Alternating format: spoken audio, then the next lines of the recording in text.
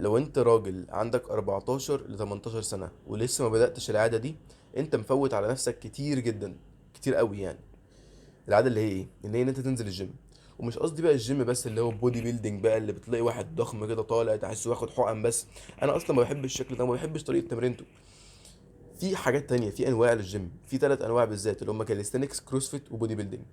فانت لو مش عايز واحد ممكن تختار التاني، بس غصب عنك روح واحد فيهم عشان هيفيدك بطريقه غير طبيعيه. انا هشرح كل ده في الفيديو ده، بس قبل ما ابدا بس، لو انت بتتفرج على فيديوهاتي وحاسس ان انت بتستفاد وعايز تشوف فيديوهات اكتر من كده، اعمل لايك وسبسكرايب. هتفيدني انا وهتفيدك انت، وممكن تفيد ناس تانية. الفيديو هيعرف يوصل لهم اكتر. ابدا الفيديو بقى. انا من وانا عندي 13 او 12 سنه، يعني كانت تقريبا 2022 2021، كنت بدأت الجيم. بدأت بقى الجيم وبدأت مع كوتشات كتير قوي، وهشرح لك كل حاجة. بس انا اول حاجة بدأت فيها كانت بودي بيلدينج. بودي بيلدينج اللي هو الدمبلز، البار، الماشين، اللي بتلاقي الناس دايما قاعدين فيها، اللي بيجيب لك الشكل اللي في الاخر ايه، اللي هو الضخم ده كده، الشكل كده يعني. ممكن برضو انت تظبطه بقى بحيث ان هو يجيب لك الشكل اللي انت عايزه. بس انا قصدي التمرين بقى اللي هو بيبقى حديد كتير قوي ده، بدمبل على بار بتشيلوا مع بعض، على اسمه ايه، على ماشينز. بس ما بيبقاش حاجات بودي ويت قوي، بيبقى بودي ويت ده في الحته اللي بعديها. في بقى كروسفيت. كروسفيت ده بيبقى انا جربت التلاتة، بس انا ما عجبنيش كروسفيت قوي الصراحه. كروسفيت بيبقى حاجه ميكس كده، انت بتمسك بار بس بتستخدم جسمك شويه، بتبقى حاجه ما بين كاليستينكس وبودي بيلدينج، حاجه ميكس كده في النص. انا ما عجبنيش قوي كده. وبقى في كاليستينكس اللي انا عليه دلوقتي. كاليستينكس بقى اللي هو بتشوف ناس على تيك توك ماسكين في البار عارفين يلفوا حواليها، بتشوف واحد بيعمل هاند ستاند وطاير على ايده واحده بتاع معاق كده، بتشوف واحد عارف يعمل بلانش اللي هو بيحط ايده كده وبيطير بيطير وهو جسمه عامل كده. الحاجات دي انا بصيت عليها وانبهرت، قلت هم الناس دول بيعملوا كده ازاي، انا عايز اعمل زيهم. فبدات كاليستينكس وطلع احسن اختيار عملته في حياتي تقريبا، عملته يعني في الجيم. فانا 2022 ولا 2021 كنت انا بدات الجيم. كان بقالي تقريبا بقى لغايه ما اعرفش 6 شهور فاتوا كنت لسه جوه الحته دي. تخيل ان انا قعدت 4 سنين بلعب بودي بيلدينج، بس البروجرس بتاعي كان سيء. الريزلتس اللي جولي في الاخر النتائج كانوا سيئه. ليه؟ عشان انا ما كنتش بحبه. يعني اول سنه كان ماشي، تاني سنه قليت جامد، تالت سنه كان ماشي، رابع سنه قليت جامد، فاهم؟ انا ما كنتش بحبه، فكنت بتعلق جامد قوي، كنت بكسل جدا. يعني كنت كل مره اجرب اروح الجيم اروح شهرين وبعدين اوقف 6، اروح شهرين تانيين واوقف 4. فما كنتش بجيب بروجرس، طبيعي مش هجيب حاجه لو انا عمال اوقف الدبل، فاهم؟ فالبروجرس بتاعي كان سيء. بعدين من 6 او 7 شهور حاجه كده بدات حاجه اسمها كاليستينكس. انا بقول لك بقى بدات امسك في البار وما اعرفش مين، وافضل اعمل عقله بقى واعمل ديبس والعب بوش ابس والعب سكوات والعب الحاجات دي، بس فضلت ازود في الديفيكولتي لغايه ما وصلت للحاجه اسمها ماسل اب دلوقتي، اللي هو بتمسك في البار تشد كده تنزل تحت، تطلع تعرف تزق وتطلع فوق البار دي. في حركات تانية كتير قوي، دي لسه اول حركه انا عملتها في حياتي، فاهم؟ ده كاليستينكس، ده اللي عجبني. في خلال 5 او 6 شهور وصلت لبروجرس احسن من 4 سنين اللي فاتوا. تخيل. ده ليه؟ عشان انا الصراحه يعني في كاليستينكس ما اتعلقتش، انا في بودي بيلدينج كنت متعلق جامد. انا ليه ما اتعلقتش في كاليستينكس؟ عشان عملت حاجه اللي انا بحبها. اخترت حاجه انا بجد كنت بحبها، ما اخترتش حاجه انا كنت بعملها كده وخلاص. لما تختار حاجه انت بتحبها اوفر حاجه تانية ممكن تعملها وخلاص كده عشان جسم، البروجرس بتاعك بيبقى احسن بمراحل. يعني بودي بيلدينج على فكره معروف ان هو بيبني جسم احلى من كاليستينكس، بيبني الجسم الاستيتيك والجسم اللي شكله حلو بقى، والجسم اللي بيجذب النظر بتاع كل حد. بودي بيلدينج معروف على كده اكتر. بس انا عرفت اجيب جسم احسن من كاليستينكس ليه؟ عشان انا اخترت اللي انا بحبه. اصل انت لو فكرت فيها كاليستينكس بيجيب جسم حلو، بودي بيلدينج بيجيب جسم حلو، كروسفيت بيجيب جسم حلو. يبقى ما تختارش بان انت تقول بودي بيلدينج بيجيب جسم حلو، ما كلهم بيجيبوا جسم حلو. اختار بحاجات تانية. هل انت بتحب البودي بيلدينج؟ لا. هل بتحب كروسفيت؟ لا. هل بتحب كاليستينكس؟ اه، ده بالنسبه لي انا يعني. فاخترت كاليستينكس وبروجرس كان رهيب. دلوقتي انا في فاكتور تاني انا لاحظته ممكن يفيدك جامد قوي، او وش هيفيدك جامد قوي الصراحه. انا عامه ما بحبش اتمرن لوحدي زي اي حد تاني يعني، بس انا بتعلق جامد قوي لما بتمرن لوحدي، ما بعرفش اتمرن خالص. يعني كنت بجرب اتمرن لوحدي في خلال ال4 سنين دول. كنت بشترك مع كوتش اللي هو 3 شهور ولا شهرين، اوقف وبعدين اجرب اكمل لوحدي بقيه السنه. وكنت بتعلق جامد قوي، اشترك مع كوتش كمان شهرين واجرب لوحدي بقيه السنه، بتعلق جامد جدا. ففضلت على نفس القصه دي. لما بدات كاليستينكس القصه دي راحت، بس انا عشان كنت قعدت مع كوتش في خلال وقت كاليستينكس كله، فاهم قصدي؟ قعدت مع كوتش في سنين، يعني في مدار الكاليستينكس كله. فما اعرفش اقول لك لو ده اللي فادني ولا لا، بس انا متاكد ان الكوتش خلاني اروح الجيم. انا عامه كمازن لما عارف ان يكون في واحد مستنيني في الجيم ما بكسلش، استحاله اكسل. لو انا صاحبي قال لي مازن انت نازل الجيم النهارده بفكر اجي لك، اقول له قشطه يلا تعالى يا عم هنروح الجيم مع بعض. لو الكوتش بتاعي قال لي مازن انا في الجيم النهارده ما تيجي، اقول له يلا يا عم هاجي على طول، عشان عارف ان في حد مستنيني. ولما تكون بتتمرن مع حد، بالذات انه يكون تحسه، يعني بتتمرن تمرينه تقيله مع حد تحسه واحد صاحبك. يعني الكوتش في الاول كانت التمرينه حلوه معاه عشان كان بيقول لي اعمل ايه، وكان في حد مستنيني وكل ده. بس بعدين الكوتش بدا يتمرن معايا ويتمرن معايا، واحنا الاثنين شد على بعض، اللي هو يلا يا كوتش بقى ولا ايه انت هتكسل، يروح هو طالع وشد ما اعرفش مين، يروح هو قايل لي يلا يا مازن اطلع اعمل ما اعرفش مين. طبعا الكوتش هيفيدك بان هو عارف حاجات اكتر منك، بس اكتر من كده هيفيدك بان انت عارف ان في حد مستنيك. وان انت عارف ان في حد مستنيك ده هيخليك تيجي اكتر بكتير، هيعلي الكونسيستنسي بتاعك وانت رايح الجيم. وانت لو ما رحتش الجيم قبل كده، يعني الكونسيستنسي دي تقريبا اهم حاجه ممكن تعملها، حتى لو بتكسل في ايام من الجيم. بس ان انت تبقى كونسيستنت على مدار السنه كلها، لا ده اللي هو بيغير بجد. ممكن في سيشن تشد وسيشن ما تشدش، بس المهم ان انت تيجي السيشنين ما تكسلش. فدي حاجه تانية. يعني الاتنين انا بالنسبه لي اختار اللي انت بتحبه وروح مع حد، ماشي؟ يا ريت يكون حد بيتمرن معاك، دي يعني بتغير كل حاجه. ماشي، انت بقى ليه هتروح الجيم؟ السؤال اللي الناس ما اعرفش ليه في ناس اصلا بتفكر تساله، بس انا هقول لك. اول حاجه جسم جامد جدا، ماشي؟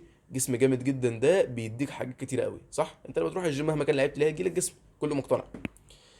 جسم جامد جدا ده بيعمل ايه بقى؟ اول حاجه واكتر حاجه باينه، بيديك كونفيدنس. كونفيدنس في ايه؟ ما انت دلوقتي شايف قدامك انا عرفت احول مازن من ده لده، يبقى انا المفروض ابقى مبسوط من نفسي. انا عرفت اخلي مازن يبقى واحد عنده 6 باكس، يبقى واحد ايده كده طالعه، تحس ان في فينز كده شكلها حلو، تحس ان وشك شفط شويه لجوه عشان قللت من البودي فات بتاعك. كل ده انت لو ما تعرفش، يعني دي فان فاكت، ما اعرفش الشعب المصري عارف الموضوع ده قوي ولا لا، بس انت لو واحد بتروح الجيم، ماشي، وخسيت جامد جدا، انت مش هتخس بس بطنك، انت وشك ده هيتشفط لجوه، هتبقى عامل كده. هيبقى شكلك زي اللي كان بيسموه ايه، هيبقى شكلك زي التشاد ده، ماشي؟ اللي هو لما ده بيتشفط كده بيبان الجولة، بيبان كل حاجه، بيبقى شكلك احسن بمراحل، يعني وشك وجسمك كله بيتحسن. فده بيديك كونفيدنس جامد جدا. ده واحد. اتنين، بيديك احترام في اي مكان انت رايح فيه. يعني مثلا تخيل لو انت واحد رايح لجوب انترفيو، ودخلت الجوب انترفيو وانت تخين عادي خالص، كرشك طالع كده وزي اي واحد تاني، مش هيبقى عادي، الراجل يعمل لك انترفيو عادي ويشوف لو انت تقدر تخش المكان ويمشي. لكن تخيل انت داخل جوب انترفيو وانت جسمك بقى 6 باكس، وانت مالي التيشيرت، وانت شكلك وشك مشهور، شكلك حلو، الراجل على طول هيبص عليك، هيبقى في دماغه هو مين الموز ده؟ يعني مش قصدي بقى اي حاجه، بس هيبقى في دماغه هو مين الموز ده، هو الداخل، هو مين الراجل اللي بينزل الجيم، مين الراجل الجامد ده، ماشي؟ طبعا هو ده مش هو مش هيخلي ده يلعب في اي حاجه لها علاقه بالشغل، بس حط في دماغك ان هو احترامه ليك زاد جامد جدا. هو مجرد ما شافك احترامه ليك زاد، عشان قال ده واحد كده. عشان كده انت لما بتمشي في اي مكان وتلاقي واحد جنبك ضخم قوي، حتى لما يبقاش شكله حلو، بيكون ليك احترام منه، بيكون في سيكة خوف شويه صغيرين، عشان انت بتبقى عارف لا ده راجل كبير، فاهم؟ ده راجل ماسك ارضه، فاهم؟ مش عارف ازاي اشرحها لك، بس ليه مكانه كده. فانت ادي اتنين، يعني دي بتديك احترام في الاوضه، بتديك وجود لما انت تخش الاوضه، الناس بتشوفك كده بتحس بيك. فدي اتنين. تلاتة، بتديك وقت فاضي عن حاجة تانية. مثلا انت لما تروح الجيم، عقبال بقى ما تروح الجيم وتتمرن وترجع وتستحمى وتعمل كل ده، قول فيها 3 ساعات، ممكن ساعتين، ساعتين ونص، ماشي؟ يعني ما بين ساعتين وثلاثة. بس ما بين ال3 ساعات دول او الساعتين دول، مش انت كنت ممكن تعمل سكرول فيهم؟ مش كنت ممكن تلعب فيديو جيمز؟ مش كنت ممكن تعمل عادة سيئة اللي انت عارف انا بتكلم على ايه يعني؟ مش كنت ممكن تعمل اي حاجة؟ بس انت قررت تستخدمهم في الجيم. فدي 3 ساعات من تلات ارباع ايامك. يعني مثلا بروح الجيم 5 مرات، 5 مرات في الاسبوع ولا حاجه، فادي 3 ساعات من كل 5 ايام في الاسبوع اتاخدوا عشان بتعمل حاجه مفيده، فاهم؟ يعني ما بتستخدمهاش على عادات سيئه. فدي فايده تانية للجيم، دي فايده لاي حاجه عامه مفيده يعني، بس دي فايده للجيم يعني. يعني انا مش، يعني في حاجات تانية برضو أنا اكيد ناسي شويه، بس كل ده كل ده على بعضه بيبقى جسم حلو وثقة في النفس ودماغ نظيفة ووش كده شكله حلو، وانت انت نفسك بشكلك احسن. فكل الحاجات دي بتتحسن بالجيم. فيعني ما تضيعش الفرصة دي على نفسك. لو انت عندك 14 ل 18 سنه، انت عندك اوبورتيونيتي حلوه قوي ان انت تتحسن من جسمك دلوقتي. ما تضيعش الفرصه دي، عشان لما انت تخش الحياه تلعب الحياه كلها على ايزي. حرفيا انت لو واحد تخين الحياه بقت اصعب، لو واحد فت الحياه بقت اسهل، لو واحد شكلك وحش الحياه بقى اصعب، واحد شكلك حلو الحياه احسن. فكل ده بيتحسن بالجيم. وطبعا اكلك هينضف، لو انت عايز تجيب جسم حلو اكلك هينضف، فتفكيرك هينضف، فالايموشنال هيلث هينضف، فالسوشياليزنج سكيلز هتنضف. لو انت واحد يعني انت مستوعب، او مش هتنضف يعني تتحسن، سوشياليزنج سكيلز هتنضف هتتحسن، فاهم؟ انت كمان ما فكرتش فيها ليه؟ لو انت نازل الجيم انت بتكلم ناس هناك صح، بتكلم ناس هناك يعني بتحسن السوشيال سكيلز صح، ادي واحده كمان. يعني بيفيدك بطرق كتيره قوي، بيفيدك بجد كتير جدا، حاجات انت ما فكرتش فيها. ما تضيعش الفرصه دي على نفسك بجد، عشان هتلاحظ ان بتديك opportunities في حياتك احسن بكتير. ويبقى ليك مكانه في الاوضه كده، تخش الاوضه تلاحظ ان الناس مركزه معاك، تلاحظ انت لما تتكلم الناس بتسكت. دي حاجه حلوه، دي حاجه كويسه، مش حاجه كده تعديها وخلاص. في ناس بتبقى بتدعي لحاجه زي دي. لو انت عاجبك الفيديو وعايز تشوف حاجات اكتر من كده، عايز تهتم بسيلف امبروفمنت وتحسين النفس اكتر، انا عامل كوميونتي اسمها سوشيال ميديا اوف بوزيتيفيتي لحد زيك انت بالظبط. لو انت فكرت فيها مفيش ناس كتيره زيك. يعني انت عندك يوتيوب وانستجرام وتيك توك وحتى فيسبوك يا اخي، وعندك فيديو جيمز، وعندك العادات السيئه اللي ممكن تعملها، كل ده انت قررت تتفرج على واحد عنده 18 واحد عنده 16 سنه بيقول لك على الجيم، بيحاول يقنعك انت تخش الجيم. فانت حطيت نفسك في مكان احسن من ناس كتيره. والصراحه يعني ان انا اصلا ادوس فيديو بتاع واحد عنده 16 سنه بيحاول يفيدني، شكرا انت فدت لي وفدت نفسك. اه والله. فيعني ما تعديش الفرصه دي، حط نفسك في مكان احسن من ناس كتير قوي، العب حياتك على ايزي. انا عامل الكوميونتي دي ليك انت، عشان الناس اللي زيك يعرفوا يلاقوا بعض، الناس اللي عايزين يحطوا نفسهم في مكان احسن يعرفوا يلاقوا بعض. دي مش بتبقى حاجه بتعدى كده وخلاص، تبقى حاجه بجد هتغير لك حياتك.